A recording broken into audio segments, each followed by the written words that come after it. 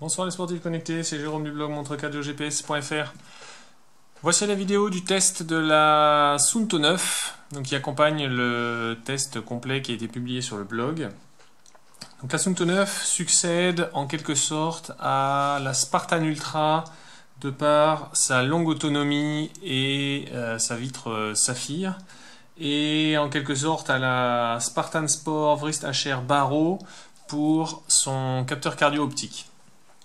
Donc c'est la nouvelle montre haut de gamme de la nouvelle gamme de Suunto qui commencera vraisemblablement à la Suunto 3 et qui monte actuellement jusqu'à la Suunto 9.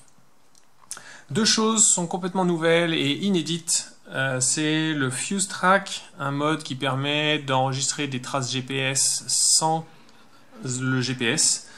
Et la gestion intelligente de la batterie, on va le voir ça en test. Il y a une vidéo particulière là-dessus, si vous allez dans la playlist, où je vous détaille tout le fonctionnement de ce package gestion intelligente de batterie. Donc la Suunto 9, c'est une grosse montre, mais alors elle me semblait très grosse. En fait j'ai comparé, elle fait exactement la même taille de boîtier que la Suunto Spartan Sport Wrist HR Barrow. Donc c'est à peu près la taille de la Phoenix 5X Plus. Au niveau des capteurs, on a une puce GPS qui ne fait pas GLONASS, ça ne changera pas grand chose, un altimètre barométrique, un capteur cardio optique, et ensuite l'éventail, la panoplie classique, gyroscope, accéléromètre et boussole. La vitre, c'est donc bien du saphir, donc inrayable de série sur toutes les montres. L'écran couleur, c'est exactement le même que sur les Spartan, donc c'est un grand écran, 35 mm de diamètre, avec une résolution de 320 par 300. Donc bon, ça donne une très bonne résolution, sauf sur quelques watch face avec des aiguilles. Là, les aiguilles, ça pose toujours des problèmes de pixelisation, mais sinon, là, comme ça, c'est toujours très beau. Au niveau de l'autonomie, on a trois modes de fonctionnement qui s'appellent maintenant Performance, Endurance et Ultra, et qui peuvent donner 25 heures d'autonomie, 50 heures d'autonomie et 120 heures d'autonomie. Tout ça quasiment sans dégrader la précision de la trace GPS. Vraiment, Fuse Track, c'est impressionnant.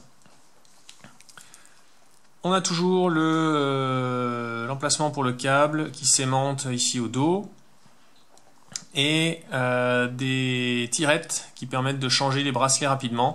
Ce sont des bracelets de 24 mm de large, donc en fait c'est les mêmes que la Suunto Spartan Sport Wrist HR Barrow, à la différence près qu'ils sont intégrés.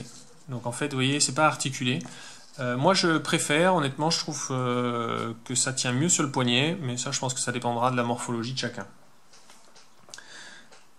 Au niveau des capacités sportives, MovesCount propose 80 sports différents, dont on peut mettre 20 en favori dans la montre. Donc là-dessus, je vous renvoie vers le test sur le blog. Je vous mets le lien dans la description en dessous. Il y aura toute la liste.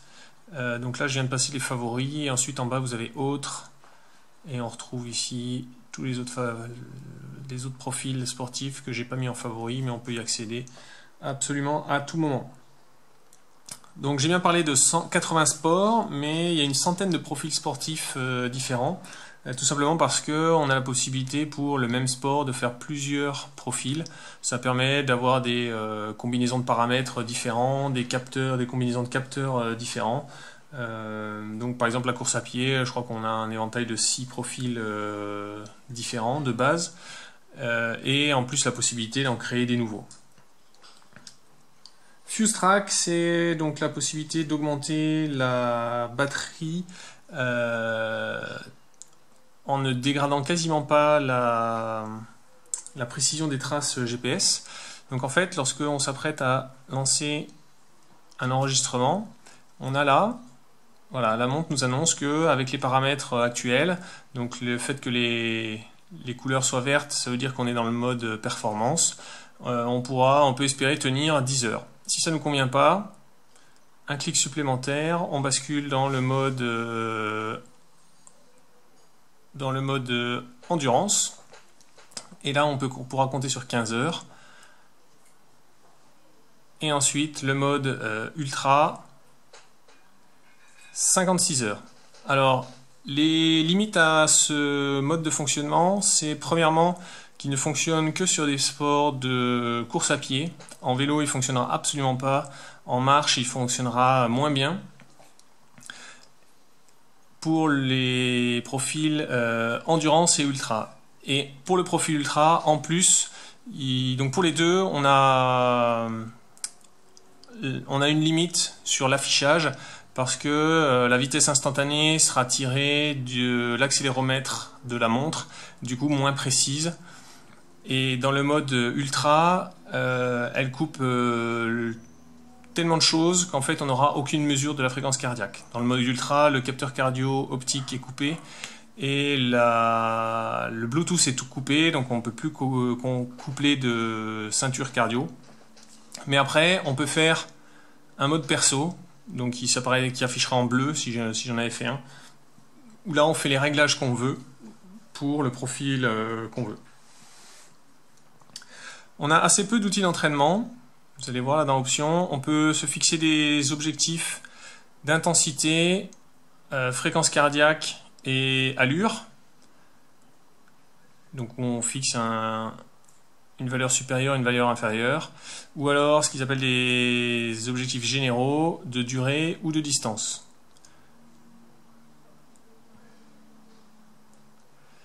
Et ensuite, on a des intervalles, donc qui permettent de faire X répétitions d'un temps ou d'une durée ou d'une distance d'effort et d'une durée ou d'une distance de récupération. Mais vous voyez que c'est assez simple, il n'y a toujours pas de possibilité de programmer des séances complexes comme on peut le faire sur d'autres plateformes.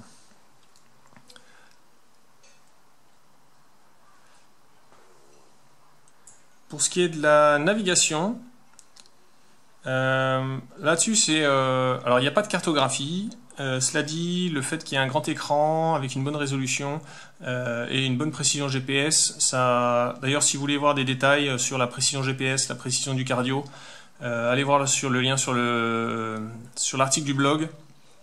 Et là, vous aurez tous les détails de performance.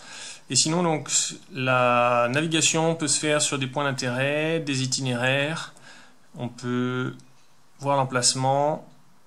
Et surtout, pour les gens qui cherchent des choses un petit peu spéciales, on a plus d'une dizaine de formats de position pour afficher les coordonnées. Donc les plus connus, ce seront MGRS, UTM et WGS84.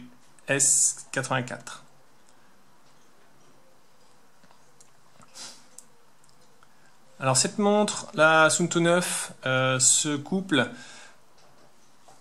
un peu comme les Spartan avec MovesCount ou comme la Suunto 3 avec la Suunto App. Vous pouvez essayer les deux, voir ce que vous préférez. Moi personnellement, MovesCount me convient. Donc en fait j'ai testé la Suunto App avec la Suunto 3 et je suis revenu sur MovesCount. Au niveau du suivi quotidien, on a différents écrans qui présentent des données instantanées ou des graphiques. Donc sur la fréquence cardiaque, sur le nombre de pas, les calories, avec des graphiques par jour en histogramme et des détails journée par journée.